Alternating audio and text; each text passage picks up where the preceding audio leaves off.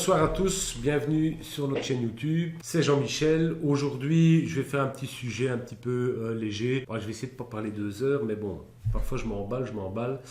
Donc en fait, le sujet un peu, c'est entre guillemets, ça ne correspond pas à ce que je voulais. Et je remarque bien souvent, et je suis confronté à ça aussi pour moi, c'est que vous demandez à votre entrepreneur ou à votre architecte de réaliser un travail, vous avez une idée dans votre tête. Souvent, quand on se balade, on se promène, on regarde les maisons des autres et on a tendance à prendre toute une série de petites photos en se disant « Ah, mais j'aime bien telle chose dans cette maison-là, j'aime bien telle brique, j'aime bien la forme de son châssis, etc. » Et on a une image dans sa tête de ce qu'on a envie d'avoir et on essaie de le faire reproduire pour chez soi. Bon, ce qu'il faut savoir, c'est que parfois, ce que vous avez vu sur 3-4 bâtiments, ça ne va pas spécialement toujours ensemble. Alors c'est un peu, quand vous demandez à votre entrepreneur de faire quelque chose, vous avez l'image de ce que vous voulez, il faut toujours bien prendre en compte que lui n'a pas forcément cette même image. Pourquoi ? Parce que quand on crée quelque chose, souvent, ou même un architecte, on a tendance à reproduire plusieurs fois le même genre de bâtiment, le même style, la même manière de travailler, etc. Et donc l'entrepreneur, quand vous lui donnez une information, il a tendance à l'interpréter un peu à sa sauce. Alors, ce n'est pas qu'il ne veut pas comprendre, c'est parce que ça fonctionne comme ça. Je ne suis pas un spécialiste du cerveau, loin de là. Mais on a tendance à reprendre des éléments qu'on connaît.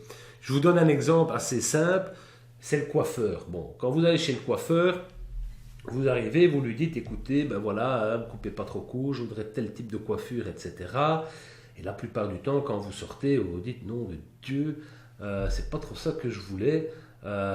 Bon, ça va, mais c'est pas ça. Bon, au même titre que si vous allez avec une photo, si vous allez avec une photo de Brad Pitt, bien souvent, vous allez ressortir avec la tête de Benoît Poelvoort, enfin en tout cas sa coupe, et vous allez dire, mais enfin, c'est quand même pas possible, on a vu la même photo, et il a rien compris à ce que je voulais. Bon, quand on est poli, on ne dit rien, et on se dit, bon, les cheveux, ça repousse. Quand ça arrive dans vos travaux, c'est peut-être un peu moins drôle. Donc, ça, c'est quelque chose qui se passe très souvent. Alors, il y a des petites solutions pour éviter ça. Moi, je le fais relativement systématiquement. Soit je donne à mon entrepreneur une photo ou à mon architecte de ce que j'ai vu ou en tout cas du résultat qui vraiment me plaît. Je demande bien souvent aussi à l'entrepreneur ou à l'architecte de confirmer mon choix et qu'il ait bien compris. Donc pour m'assurer de ça, qu'est-ce que je fais ? Souvent je lui demande, faites-moi un croquis pour être certain, expliquez-moi comment vous allez réaliser ça. De ne pas remettre entre guillemets ses compétences en doute ou quoi, mais lui dire, écoutez, je voudrais être sûr qu'on parle bien le même langage. On en revient toujours au langage, mais les erreurs proviennent souvent d'une incompréhension au niveau des émotions et du langage qu'on utilise. Donc lui demander de confirmer ça. Et en plus, en même temps, souvent, c'est de refaire une confirmation vous-même. On a toujours tendance à croire, à se dire, c'est une solution un peu de facilité, de se dire, ouais, mais enfin, je l'ai déjà dit une fois, je lui ai montré une photo, maintenant il a compris. Malgré tout, parfois, il faut encore remettre une couche pour être certain du résultat.